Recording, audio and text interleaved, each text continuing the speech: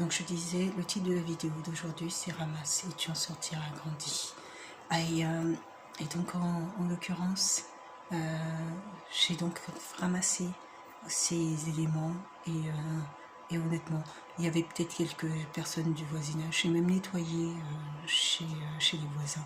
Qu'est-ce qui distingue quelqu'un qui se dit être quelqu'un de foi d'une autre personne qui n'a pas la foi? Si finalement dans les comportements, tu te comportes comme une personne qui n'a pas encore fait cette rencontre des rêves ou qui n'a pas encore déclaré être véritablement un croyant.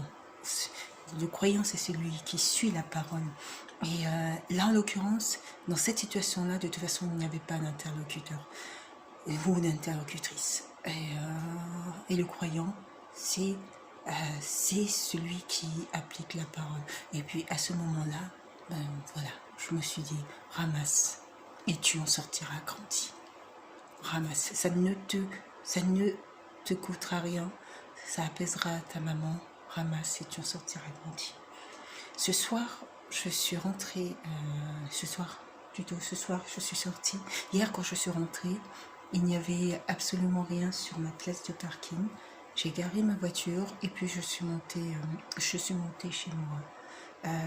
C'est aujourd'hui, en allant chercher ma voiture, je découvre sur ma place de parking un petit tas de saleté, mais pas de saleté étalée sur les autres places de parking, parce qu'une place de parking c'est véritablement une place de parking pour mettre une voiture, mais véritablement localisée sur ma place à moi.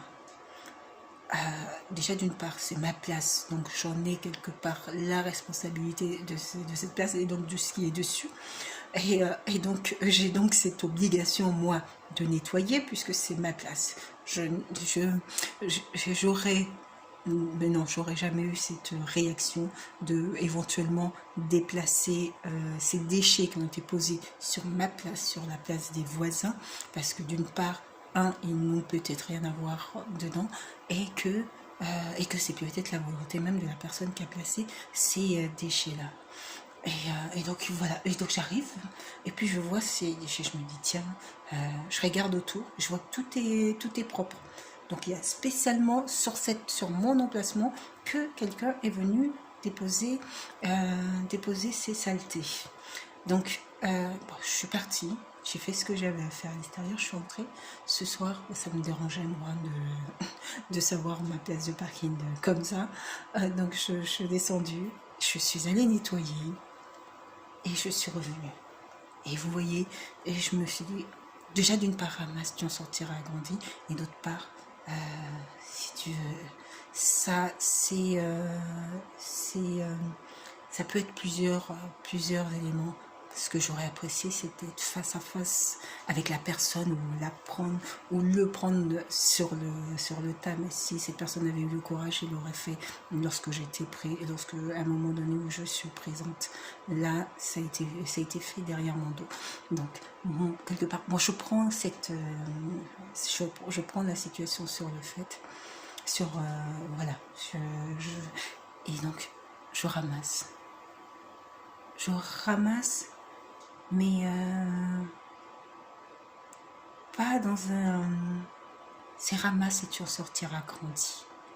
Tu en sortirais grandi, non pas parce que je me suis abaissée à ramasser un déchet que d'une tierce personne. Mais au moment où je ramassais ces éléments, je bénissais, je disais merci et je rendais grâce à mon Dieu parce qu'il est grand, parce que le simple fait de ramasser cet élément ne m'a causé aucune peine. Ramasse et tu en sortiras grandi. Lorsque j'étais à Valentin, toujours avec ma maman, un jour je dépose ma voiture. Le lendemain, je reprends ma voiture et qu'est-ce que je constate en prenant ma voiture? Je constate qu'en fait, je constate qu'en fait, la voiture, au niveau du kilométrage, ça ne correspond pas à ce qu'il y avait la veille.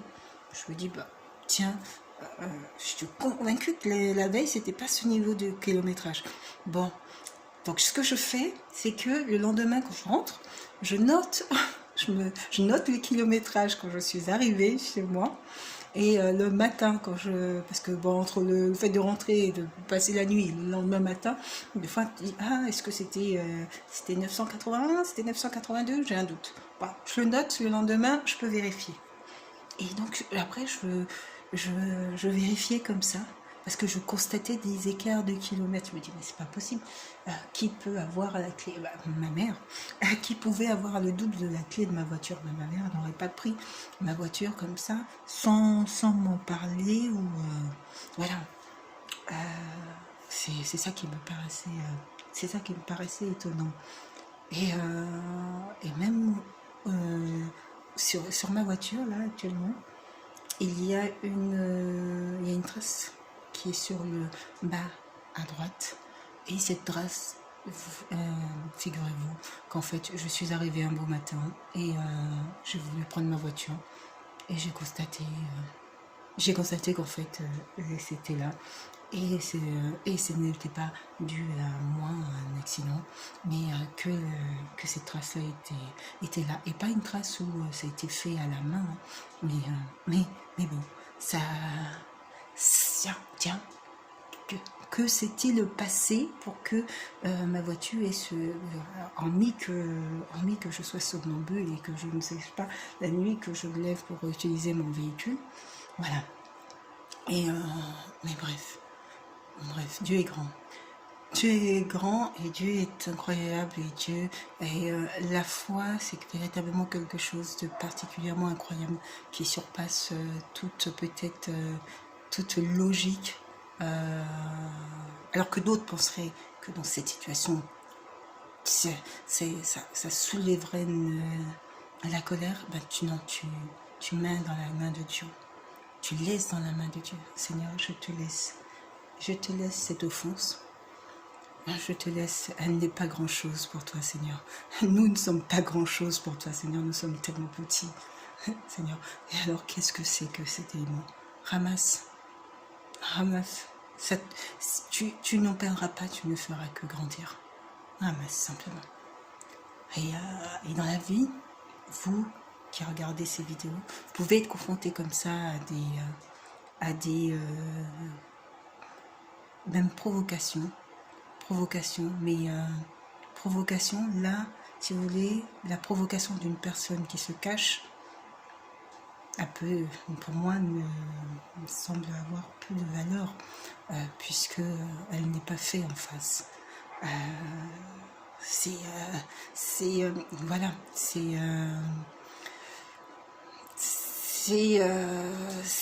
on pourrait considérer que c'est un enfant qui a peut-être jeté son paquet de pop-corn, mais pile sur cette place-là, ciblé, même pas un petit peu sur les deux côtés. Je dis, ah, ok. Mais Dieu est grand. Dieu est grand.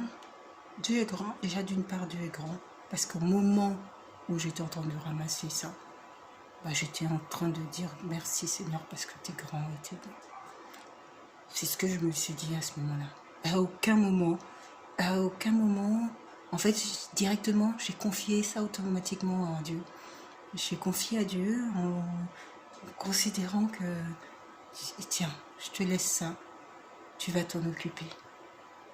Je vais descendre, je vais nettoyer, tu vas t'en occuper. Il n'y a rien d'autre, tu vas t'en occuper. Voilà. À chacun sa conscience et à chacun bon, limite, j'ai envie de dire, en soi, ça n'a même pas une telle gravité, hein. En soi, c'est plus que ça m'a coûté du temps, mais sur les mêmes, c'est pas une telle gravité. Et mais ça m'a conforté moi, surtout. Ça m'a conforté moi dans le fait que mon Dieu était grand et mon Dieu est bon, et que quand on a la foi, il y a des personnes qui sont confrontées à des persécutions très importantes dans la gravité, je veux dire, très grave plutôt, et qui et qui doivent tous les jours passer outre, continuer, poursuivre et qui ont un courage extraordinaire. Extraordinaire. Je me dis, nous on vit actuellement dans une époque où on n'a pas connu les véritables discriminations, que ce soit raciales, qu'on pu connaître les autres auparavant. Véritablement de vivre dans des situations de peur. On vit quand même dans une génération où, voilà, où il y a quand même eu plusieurs évolutions sociales. Mais Dieu est grand et Dieu est présent aujourd'hui, il est présent demain, il est grand. Et je dis merci. Merci Seigneur, parce que tu as forgé, Seigneur, un cœur d'amour. Seigneur, je te rends grâce, Seigneur, parce que effectivement j'ai ramassé, Seigneur, et je te dis merci.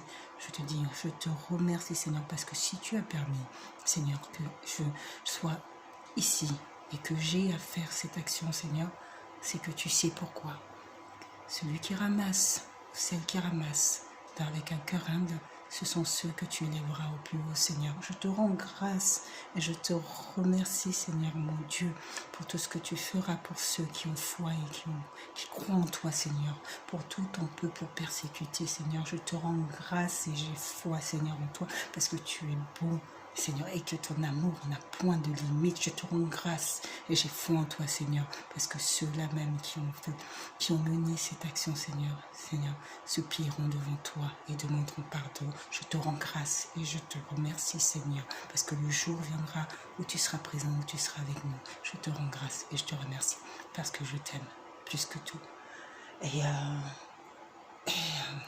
Que dire, week-end, prière, pas week-end, mais pas tout le week-end quand même, mais en tout cas, moment de prière, louange, témoignage, pour pouvoir sortir nos pasteurs de prison.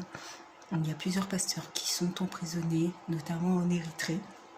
Pasteurs, hommes d'église, hommes de mosquée, hommes de... voilà, gens de foi. Et pour cela, il faut prier pour que chacun puisse appliquer sa foi. Il faut prier pour que même dans les moments de persécution, Seigneur, et oui, les pieds sont fermes. Et lorsque l'on te suit, Seigneur, les pieds restent fermes à tout moment. Et je rends grâce pour ces hommes et ces femmes de courage qui sont impressionnants de courage, impressionnants. Je prie, Seigneur, pour qu'ils puissent avoir des libérations de nos pasteurs, de nos hommes d'église, de nos hommes de mosquée. Je prie, Seigneur, pour qu'on puisse voir ta grandeur au quotidien. Je prie, Seigneur, pour qu'on puisse voir ton amour au quotidien. Je prie, Seigneur, pour qu'une génération s'élève pour te crier son amour, Seigneur. Sois béni, mon Dieu. Amen.